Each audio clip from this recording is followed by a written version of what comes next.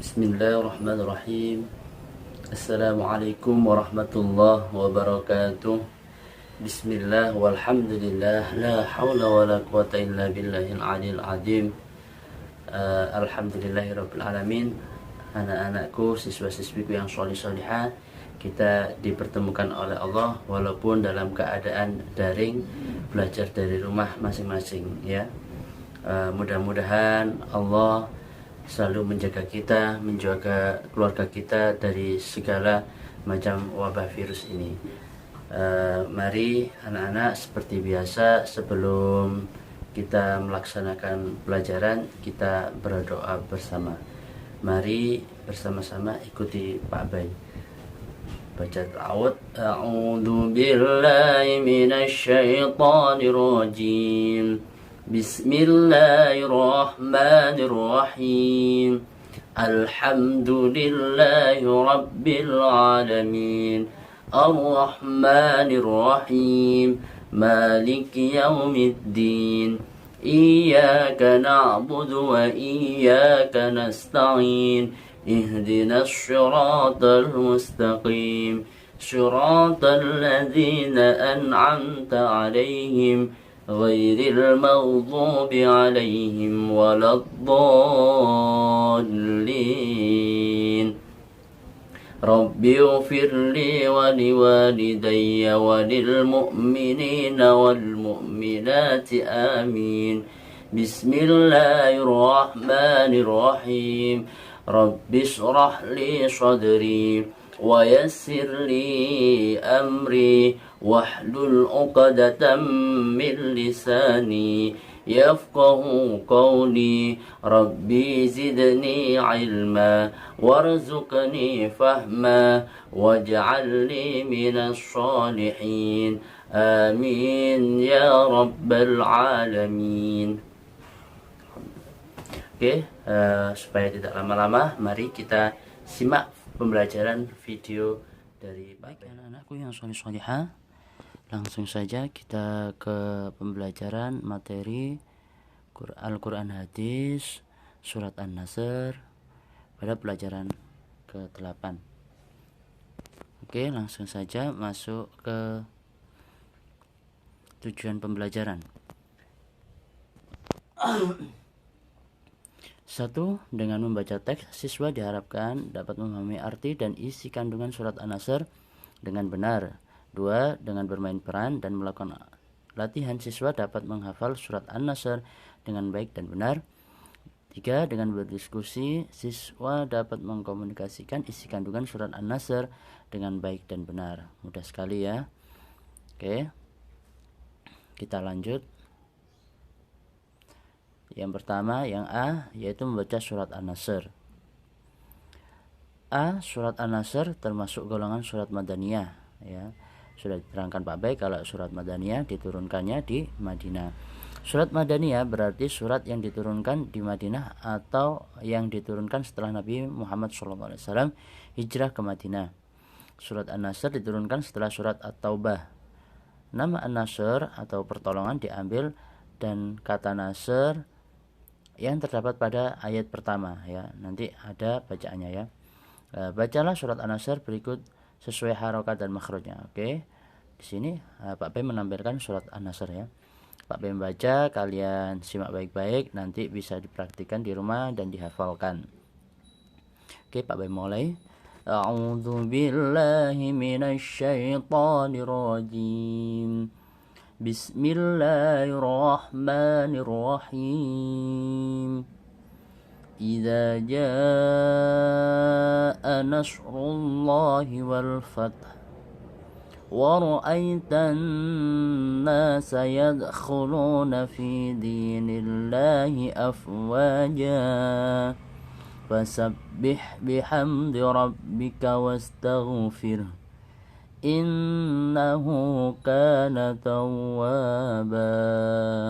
Al-ayah shadaqallahul azim. Itu adalah bacaan dari surat An-Nasr. Nanti kalian bisa menghafalnya dan nanti ada tugas dari Pak Bay untuk setoran surat An-Nasr. Mudah sekali ya. Kemudian yang B, menerjemahkan surat An-Nasr ya. Terjemahan surat An-Nasr. Bismillahirrahmanirrahim, dengan nama Allah yang Maha Pengasih, Maha Penyayang. Idza jaa nasrullahi wal fath, apabila telah datang pertolongan Allah dan kemenangan, ya, fatah.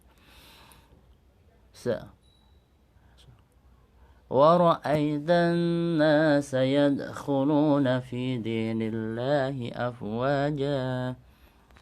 Ya, di sini, dan kamu lihat manusia masuk agama Allah dengan berbondong-bondong, ya, banyak sekali, ya. Fasabbih bihamdi rabbika wastaghfir, maka bertasbihlah dengan memuji Tuhanmu dan mohonlah ampunan kepadanya. Sesungguhnya innahu kana tawwabas, sesungguhnya dia adalah Maha penerima taubat. Siapa? Yaitu Allah Subhanahu wa taala, ya. Oke, dilanjut isi kandungan surat An-Nasr, yaitu apa saja sih kandungannya. Yang A, pada tanggal 10 Ramadan tahun 8 Hijriah, Rasulullah SAW berangkat dengan 10.000 pasukan, ya, banyak sekali, menuju Mekah. Orang-orang Quraisy mendengar pasukan besar yang dipimpin langsung oleh Rasulullah SAW menjadi getar dan putus asa, ya. Karena apa? Melihat pasukan yang begitu banyak, 10.000, ya, bayangkan 100 saja sudah banyak, apalagi di situ 10.000, ya. Kalian bisa membayangkan betapa banyaknya orang yang masuk Islam waktu itu. Kemudian B, Abu Sufyan, pemimpin Quraisy, ya, pemimpin kafir Quraisy, pergi menemui Rasulullah SAW di luar Makkah untuk menyerah dan menyatakan keislaman. Rasulullah SAW memerintahkan pasukannya memasuki Makkah dan 4 penjuru, ya, dari 4 penjuru. Maka akhirnya jatuh ke tangan kaum muslimin tanpa perlawanan sama sekali, ya. Karena apa? Sudah dikepung Mekah, ya. Akhirnya Abu Sufyan itu keluar dan menemui Rasulullah dan menyatakan keislamannya. Kemudian yang C, penduduk Mekah satu persatu menghadap Rasulullah SAW untuk menyatakan masuk Islam. Janji bahwa Allah Subhanahu wa taala akan datang dan Islam akan mendapat kemenangan telah terbukti, ya. Manusia berbondong-bondong masuk Islam. Atas kemenangan ini Allah memerintahkan kaum muslimin untuk bertasbih, ya. Fasabbih bismi rabbika wastaghfir innahu kana tawwaba, ya, dengan memujinya dan minta ampunan kepada Allah, minta keampunan padanya, ya. Itu adalah isi kandungan dari surat An-Nasr. Kalian ingat ya, karena apa? Rasulullah sudah memasuki kota Mekah dengan 10.000 pasukan, dan akhirnya kaum kafir Quraisy sudah tidak bisa apa-apa, ya, putus asa, akhirnya menyerahkan Mekah kepada kaum muslimin. Oke, lanjut. Inti isi kandungan surat An-Nasr, ya. Intinya apa? Inti kandungan surat An-Nasr dianjurkan sebagai berikut. 1. Islam pasti akan menang, hanya waktunya yang masih menjadi rahasia, ya. Dulu sebelum Islam di kota Mekah itu sudah diterangkan Pak Bea sebelumnya, yaitu banyak berhala-berhalanya, ya. Islam pasti akan menang, cuma waktunya yang menjadi rahasia. Ini adalah janji Allah, ya. Kedua, Allah sekali-kali tidak akan pernah mengingkari janjinya, jadi tidak pernah ingkar, ya. Pasti Islam itu akan menang. Akhirnya sekarang kota Mekah sudah menjadi Islam sepenuhnya, ya.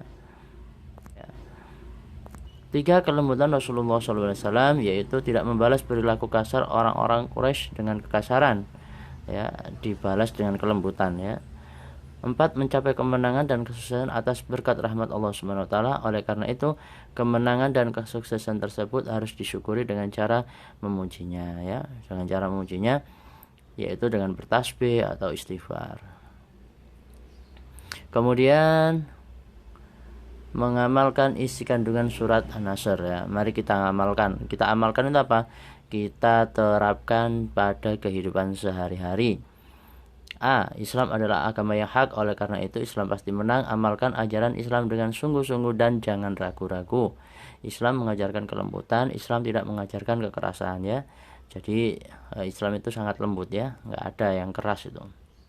Kemudian yang B, jika temanmu berbuat salah kepadamu, maafkanlah.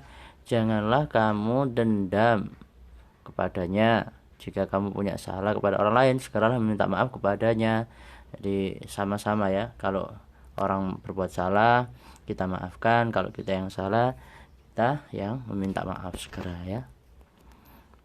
Perbanyaklah berzikir. Nah, ini yang C ya, dengan mengucapkan tasbih dan memuji Allah. Jangan lupa pula perbanyak istighfar. Dengan memperbanyak istighfar berarti kita telah meminta ampun kepada Allah Subhanahu wa taala atas dosa yang kita sengaja maupun tidak kita sengaja. Ya, kalau di gambar buku kalian itu ada gambar 8.2 itu selalu mengingat Allah merupakan salah satu pengamalan surat An-Nasr. Jadi dengan istighfar, astagfirullahaladzim, baca tasbih, subhanallah, itu adalah amalan isi kandungan surat An-Nasr. Alhamdulillahirrabbilalamin. Baik, alhamdulillahirrabbilalamin.